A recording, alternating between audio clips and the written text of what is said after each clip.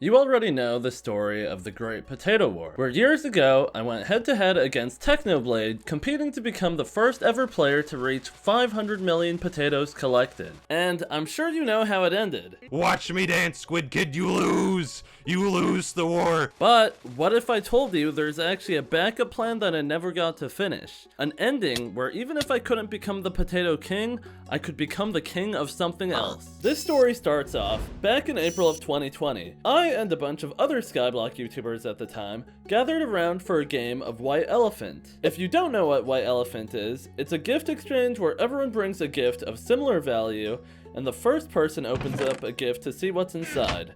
Then, anyone after them gets to pick between opening up a new gift or stealing a gift that was already revealed. There were a ton of different gifts with a bunch of random items, and by pure chance, out of all the different gifts I could have ended up with, I got one full of pork. It was already known I hadn't had the best experience with a pork in the past. It has the wrong number!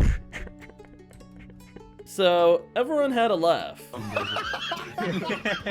Oh my god. And at the end of the day, when I was figuring out what to do with the equivalent of 361,000 pork chop, an idea came to me. Pig minions. I decided I wanted to not only keep fighting for rank 1 in potato, I also wanted to go for rank 1 in pork. Very ambitious, but it wasn't impossible. And I was kind of behind in the potato war at the time, so I figured it wouldn't hurt to have a backup plan. Now, I couldn't really just pick up my potato minions and put down pig minions because I was kind of actively participating in the Great Potato War, so that meant the only way I could place more minions down was to place them on a different Skyblock profile. Unlocking all of the minion slots and buying all of the minions and their upgrades was really expensive, but I still wanted to keep it a secret. So during the Potato War, when I would collect coins, I would list something on the auction house for people to bid on. What I wasn't telling people is some of the auctions were being listed from a different Skyblock profile, meaning the coins were going to my secret project instead of the Great Potato War. So, with having unlocked all 24 minion slots, each with a tier 11 pig minion, a flycatcher, a super compactor, and an enchanted lava bucket, all I had to do was grind my spider slayer to level 6 to actually be able to equip the flycatchers, which would make it a max pig minion setup for the time. Well, aside for the fuel at least. Catalyst would have been the best fuel, but they were just too expensive to run, and with everything going on, I was already pushing it. I didn't really give it much thought after that. I had plans to eventually hit Spider Slayer level 6, but it wasn't anywhere close to the top of my priorities list since I had a bigger battle to worry about. So I figured I would just let the minions work and maybe check up on them once in a while. 2 months later, the Potato War came to an end way sooner than I had originally expected, so it was time to check up on the pig minion. I was nowhere near number 1 pork. I don't remember how much I had exactly, but I wasn't even in the top 10. Now, one loss was enough for that day, so I never ended up telling anybody about what I had going on behind the scenes. The minions sat around collecting dust for ages, only receiving a few easy upgrades as Skyblock got updates. More notably, September of 2020 when the Community Center update got released, I upgraded the enchanted lava buckets to plasma buckets, which granted a 35% boost instead of a 25% boost. I also unlocked 5 extra minion slots with gems, which I saved 5% off by using code SQUID on the Hypixel store. Everything I make off my creator code SQUID, for the next 30 days I'll be donating to the Sarcoma Foundation, which is the charity I attached to this video. I also reached out to Simon Hypixel, and he agreed to donate a part of what Hypixel makes through my creator code as well. So make sure you use code SQUID at checkout. Enjoy the rest of the video. January 2021, the Dwarven Mines were added to the game, adding a beacon that when fueled increases minion production by 10%. But unfortunately, I couldn't use it. There's a progression tree that comes with the mining skill now called Heart of the Mountain. And you need to be Heart of the Mountain level 5 to use a max level beacon.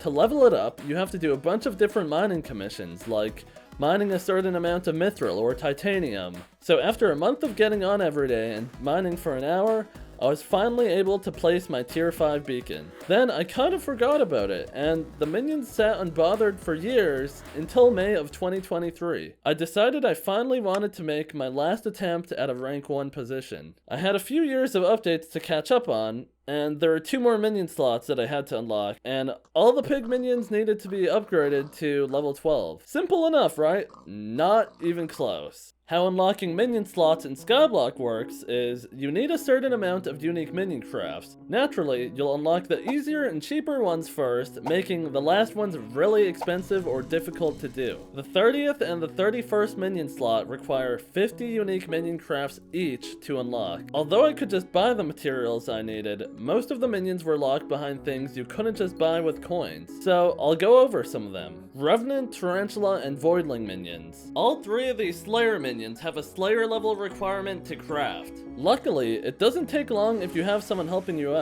I would just spawn my boss and have someone kill it for me. I also took the opportunity to go all the way to Spider Slayer level 6 to be able to use my flycatchers that I bought. Magma Cube, Blaze, Ghast, Quartz, and Glowstone minions, all purchased from an NPC on the Crimson Isle, Skyblock's biggest island, released back in April of 2022, which had a combat level requirement of 24 at the time. This was kind of an issue because I didn't really play on the profile other than maintaining the minions. I was only combat 19 with no good gear and no accessories, meaning I couldn't do a ton of damage on my own and I would die really easily. I didn't want to spend ages grinding my combat level, so after asking around, people generally agreed the best way to hit combat 24 quickly was to grind Bestiary. So that's what I did. Bestiary basically rewards you for killing a certain amount of each mob in the game. 2 hours later, I had barely gained any combat XP at all, and I stopped because the next Bestiary milestone was only going to reward me with 10,000 combat XP, which was nothing compared to the roughly 2 million combat XP I needed to hit combat level 24. So I had to get creative. I had to think of a new method that nobody's ever really talked about before, and I thought back to when Tilted Honey was boosting me to unlock the Voidling minion at Enderman Slayer level 4. Even though I wasn't able to kill all the bosses myself, which meant I didn't gain combat XP, I was still gaining combat XP from the mini bosses I was spawning, even if I wasn't doing damage to them. The Void Gloom mini bosses would reward a decent amount of combat XP, even while only doing a tier 3 Slayer contract. The tier 4 Void Gloom mini bosses would give even more, so that was my method. I would start a tier 4 contract, spawn mini bosses, let Tilted Honey kill them for me, and once a main Slayer boss spawns, I would let it kill me so I could start a new Slayer contract and keep spawning mini bosses right away. This method got me around 1 million combat XP an hour, so after only a few hours, I finally hit combat 24, granting me access to the Crimson Isle. Red Sand and Mycelium. These minions were probably the biggest headaches to get out of all of them. They're also on the Crimson Isle, but here's the catch. To craft each tier of these minions, you need a higher and higher amount of reputation. Here's a quick rundown of how the Crimson Isle's reputation system works. When you enter the Nether, you can choose one of two factions: Mage for the Mycelium minion, or Barbarian for the Red Sand minion. You head to your faction's mission board and accept your 5 daily missions, each rewarding you anywhere between 30 and 125 reputation with your faction. There are 6 different types of missions. Dojo. Various mechanically skill-based challenges that put you to the test. Probably one of the cooler things to do on the whole island. I would do my dojo mission every time it was offered because they were pretty easy. Fetch. Hand in a random material from the Crimson Isle. Sometimes I wouldn't be able to do this mission because most of the materials it asks for are untradeable. Rescue. Go look for and save a captured faction NPC from enemy territory without getting caught by sneaking past the guards. This one was a bit annoying, but it was very doable. Boss quest. You have to go kill the Magma boss or the Kudra boss. These took too much time, so I decided to just skip it if it ever came up. Fishing. Catch a specific trophy fish. Nothing too bad, just a bit tedious. And the last type of mission are mini-boss missions. They require you to kill one of the 4 mini-bosses around the Crimson Isle. Most of these I could do, which brings me to the other main way of gaining reputation: mini-bosses. On top of the reputation reward for doing a mini-boss mission, killing each mini-boss grants a small amount of reputation once a day. So every day I would go to the Crimson Isle and accept all my daily missions.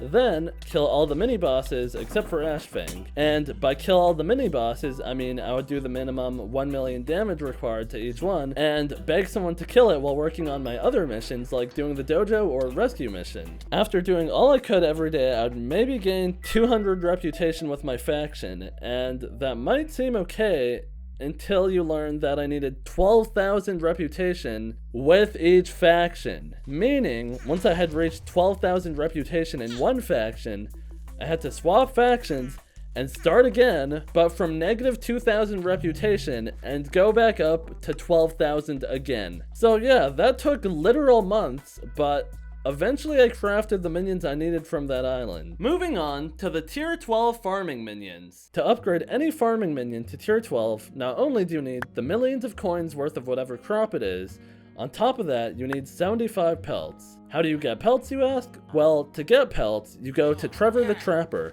You then track down and kill any mob he wants you to anywhere on the island, and that gives you a few pelts. I needed a total of 3,500 of them. Anyways, I upgraded all my unique farming minions as well as 31 of my pig minions, bringing their base minion speed from 13 seconds down to 10 seconds. Moving on to the vampire minion. To get this minion, we had to go to the Rift Dimension. Probably the most interesting minion to obtain in the entire game. To get it, you have to do hours of unique quests that involve you going into a mirror dimension, fighting a giant slime that has tentacles this time, calculating what somebody owes on their tax return, hacking into the mainframe, and hand-feeding Skyblock's biggest glizzy gobbler, until you eventually get to the Stilgore Chateau, where you collect blood off a few vampires to unlock the minion. It's some of my favorite content added to Skyblock to date, so I definitely recommend you check it out for yourself. And at last, I unlocked my 31st minion slot. There were only a few upgrades I had left to do. I upgraded each of my minions using mithril infusions I bought, granting a 10% speed buff. Something else I'm doing that probably doesn't even matter is I started buying a new beacon fuel that is way more expensive because it grants all minions an 11% speed increase rather than 10% from the cheaper alternative. But that's not even the most expensive part. Now that I had a max minion setup, I started fueling the minions with Hyper Catalyst, an upgrade to Catalyst that makes them quadruple the output instead of only tripling it, and they last twice as long. With the best minions powered by the best fuel with the best beacon, it was time to bring my ult account back. But, of course, it wasn't that easy. In Skyblock, if you're in an AFK pool for too long, you'll get kicked to limbo. To avoid that, I needed to eat a booster cookie. But, to even buy booster cookies, you needed to be Skyblock level 7. And I didn't really want to grind Skyblock levels on my ult account, so instead I just traded over a bunch of pets that give Skyblock XP. To be extra cautious, I even had my roommate trade over the level 100 pigment pet because I didn't want anyone to be suspicious of my auction history. Having a level 100 pigment pet active on the island increased the speed of pig minions by 30%. Now, I had to keep him on my island 24/7, otherwise I wouldn't be getting max rates. It was a waiting game now. I had already looked into the pig collection leaderboard and there were two main people. The guy in first, Ken Sparrow. He had first place since before December of 2020, and he was ahead of me by a ton, but he only had 30 minion slots unlocked, while I had the max of 31. MP4. He was pretty far behind Ken Sparrow, but he had 31 minion slots unlocked and was gaining on him. This was pretty concerning, because if he was using the same minion setup as me, and we were collecting pork at the same rate, that would mean I would never catch him. Luckily, running Hyper Catalyst in your minions costs around 20 to 25 million coins every single day, making it very unlikely that anyone else would be using them. August came around, and with Derpy being in office, I decided I would collect my minions to see where I stand on the leaderboard. I was in 4th place with 204 million pork collected, which was promising since I've been tracking everyone else's rate of increase and I was able to confirm they weren't using Hyper Catalyst as much as I was. I just had to keep waiting, as there's actually no way to grind a meaningful amount of pork by hand. It's all minions. October 23rd, MP4 actually ended up taking first place from Ken Sparrow, so he got his sweet taste of victory. But it was short-lived because it wasn't even 2 weeks later, on November 4th, I would finally collect my minions and take the throne for the most pork collected in Hypixel Skyblock. Exactly 4 years after I lost my spot as the Potato King. A week later, MP4 reached out to my business email confused. "Hey Squid, this is MP4.